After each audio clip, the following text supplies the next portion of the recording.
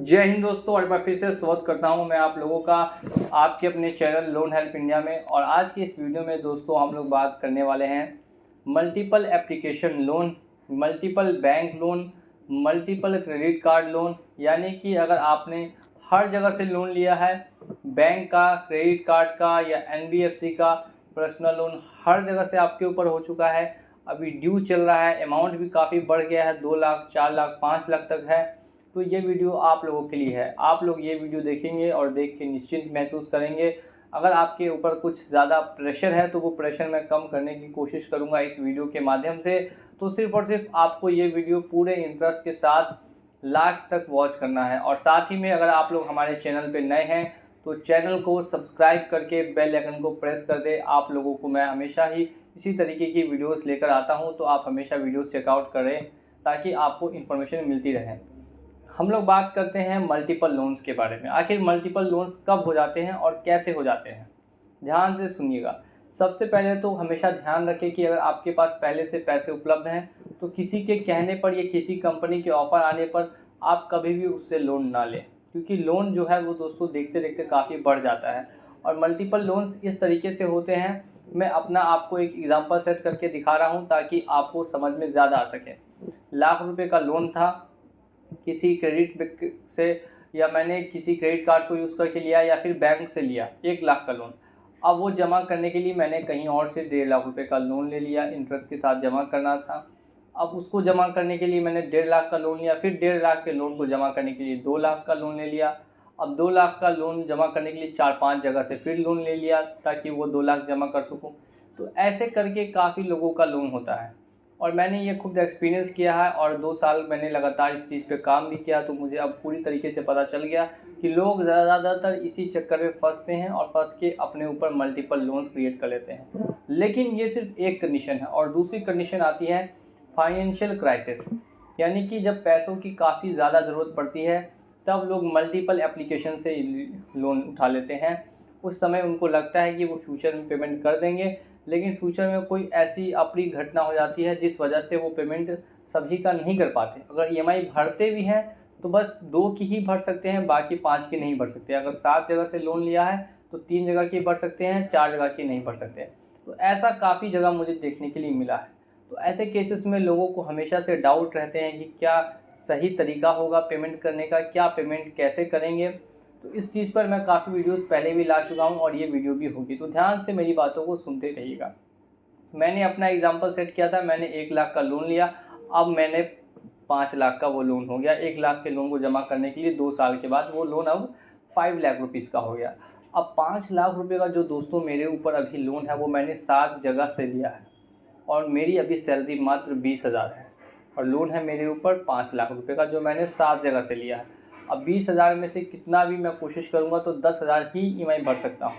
तो मैं पहले कोशिश करूँगा कि जो स्मॉल लोन है, छोटा लोन, यानी जहाँ से 20,000 का या 50,000 का लोन है, जहाँ पे कम अमाउंट का लोन है, पहले उसको जमा करके क्लियर कर दूँ।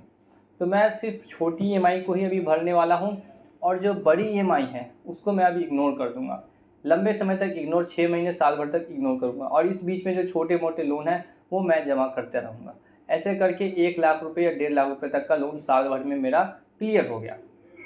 अब 1 साल के बाद बाकी जो 4 लाख है उसका मुझे अब सेटलमेंट करना होगा, क्योंकि मेरी सैलरी इतनी नहीं है कि मैं सभी का फुल पेमेंट कर सकूं और कोई भी बैंक आपको 5-10 साल का समय नहीं दे सकता, या मुझे ही 5-10 साल का समय नहीं दे सकता।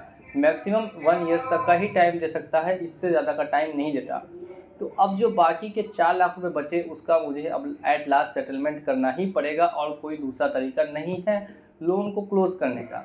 इस बीच में कॉल्स आएंगी तो कॉल्स को इग्नोर बिल्कुल ही कर सकते हैं। नोटिस आएंगे तो नोटिस में सिर्फ ध्यान रखना है कि कहीं पर भी नोटिस में केस नंबर मेंशन किया हुआ ना मिले। 99% जो नोटिस आपके पास आते हैं वो फेक नोटिस होते हैं, नकली नोटिस होते हैं। वो सिर्फ और सिर्फ आपको रिमाइंडर देने के लिए होते हैं कि जो आपका ड्यू है वो आप जल्द से जल्द वापस पेमेंट कर दें। अब देखिए यहाँ पर हुआ क्या कि 5 लाख का लोन हो चुका था, जिसमें से 1 लाख का मैंने 1 साल में जमा कर दिया, बाकी अभी मेरे ऊपर 4 लाख रुपए का लोन बचा है। तो अब मैं इसको कैसे ख़त्म करूँगा? तो अब जहाँ से मेरा बड़ा लोन है, जैसे कि एक जगह क्रेडिट कार्ड से मैंने 2 लाख का लोन लिया, तो अब मैं उस 2 लाख के लोन को नेक्स्ट 50,000 में सेटलमेंट करने की कोशिश करूँगा, यानी 25% पे 25 से 30% में लोन को सेटलमेंट किया जा सकता है पर्सनल लोन को। लेकिन ध्यान रखिएगा, इससे आपके सिविल पे फ़र्क पड़ेगा। लेकिन मेरे पास अब दूसरा कोई रास्ता बचा भी नहीं है, तो अब सिविल बचा के भी कोई फ़ायदा नहीं है, सिर्फ़ और सिर्फ इस दलदल से बाहर निकलना है। तो मेनली मैंने क्या किया कि जहाँ से 2 लाख का लोन लिया था, वहाँ मैंने अब 50,000 में सेटलमेंट कर दिया 3-4 महीनों में। अब ऐसे करके मेरा 3 लाख रुपए दोस्तों क्लियर हो गया। अब फिर से 2 लाख रुपए और बचा, तो फिर 3-4 महीने में फिर से मैं 50,000 रुपये जमा करूँगा और उस 2 लाख का फिर से सेटलमेंट करा दूँगा। अब ऐसे करके मेरा जो 5 लाख का लोन था, उसमें से मैंने 4 लाख रुपए का सेटलमेंट करवा दिया और 1 लाख रुपए तो जो था उसको मैंने टोटल जमा कर दिया।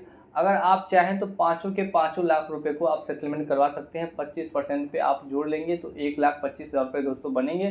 तो इतने पे आप सेटलमेंट टोटल अमाउंट को भी करवा सकते हैं। यहाँ से कोई भी दिक्कत वाली बात नहीं है।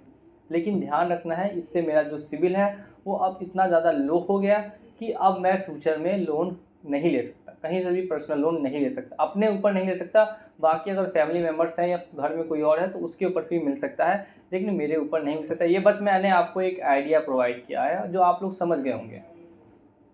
नेक्स्ट कि अगर आपके पास फुल पेमेंट आ जाता है या आप कुछ बेच के सोच रहे हैं कि सारा लोन को जमा कर दें, चुकता कर दें, तो ये भी एक सही रास्ता है। अगर आपके पास प्रॉपर्टी बहुत ज़्यादा है, अगर आपके पास बहुत ज़्यादा ज़मीन है या कुछ ऐसा है जो आप बेच के लोन को जमा कर सकते हैं, पूरा ही लोन क्लोज कर सकते हैं, तो हमेशा याद रखिएगा कि वन टाइम लोन ही क्लोज कीजिएगा।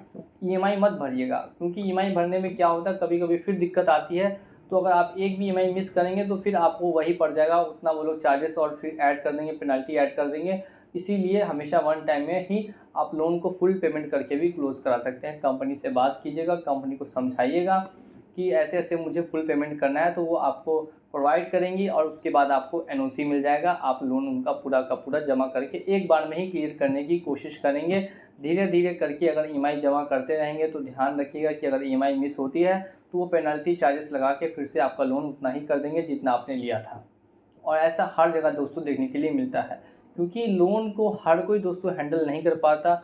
और इसको सबसे ज़्यादा दिक्कत तो तब होती है जब लोग बिना सोचे समझे ही लोन उठाते हैं, खासकर शेयर मार्केट में पैसा लगाने के लिए, बेटिंग ऐप पे पैसा लगाने के लिए। तो ऐसी चीज़ों में कभी भी दोस्त आप लोग पैसा ना लगाएं, नहीं तो आपको पैसा जो है वो डूबेगा ही डूबेगा।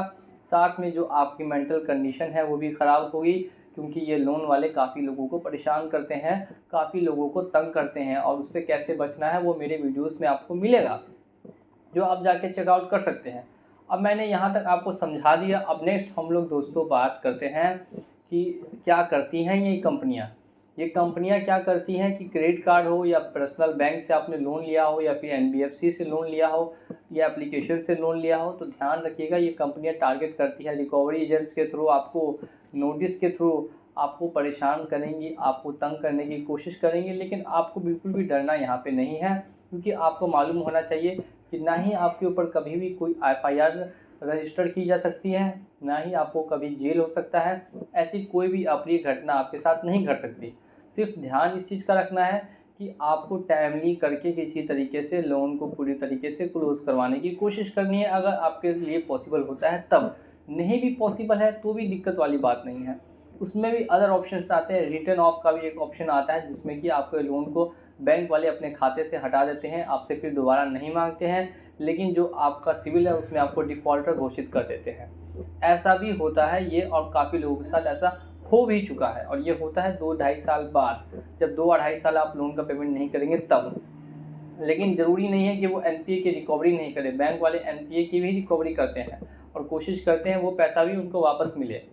तो सभी कंडीशंस पे हम लोगों ने आज के इस वीडियो में बात करी, और ये वीडियो भी ज़्यादा लंबा ना हो, इसीलिए मैं इस वीडियो को यहीं पर एंड कर दूंगा। और मैं उम्मीद करता हूं कि आप लोगों को समझ में आया होगा, और आप लोग ज़्यादा डरिए नहीं, बस मुझे फॉलो करते रहिए। मैं आपको टिप्स एंड ट्रिक्स हमेशा देता रहूँगा, इन्फॉर्मेशन और नॉलेज जो भी है वो शेयर करता रहूँगा आप लोगों के साथ। बस आप लोगों का इसी तरीके से सपोर्ट चाहिए और कुछ भी नहीं। चलिए चलता हूँ मैं आज के इस वीडियो में, और मिलूँगा आप लोगों से अगली वीडियो में बहुत जल्द। जय हिंद, जय भारत।